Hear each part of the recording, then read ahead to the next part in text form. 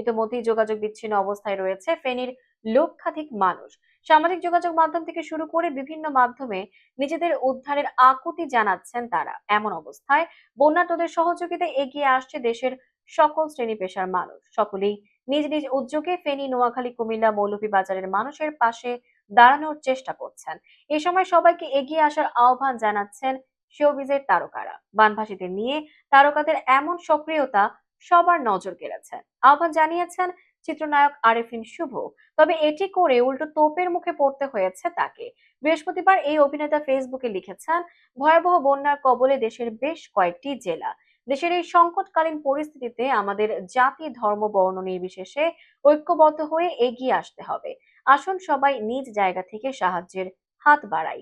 সবার আগে বন্যা কবলিত এলাকার মানুষ, পশু পাখি সহ সব জীবের নিরাপত্তা নিশ্চিত করি। আল্লাহ সহায় হন আমাদের। এরপরই সেই পোস্টে নেটিজেনরা ক্ষোভে তুলকালাম বাঁধিয়ে দেন। কেউ করেছেন কটাক্ষ। সামজিদা আক্তার নামে একজন লিখেছেন, আপনি এতদিন কোথায় ছিলেন হাসিনার আব্বা। রাসেল রায়হান লিখেছেন, অবশেষে আপনিও আসলেন। আরসা মনি নামে একজন লিখেছেন, জুলাই মাসে চুপ ছিলেন, আজ আসছেন মানবতা দেখাতে ভাই।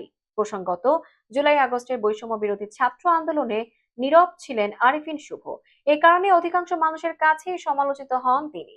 অন্যদিকে বাংলাদেশ ও ভারতের পৃষ্ঠপোষকতায় তৈরি মুজিব একটি জাতির রূপকার চলচ্চিত্রে বঙ্গবন্ধু ভূমিকায় ছিলেন শুভ।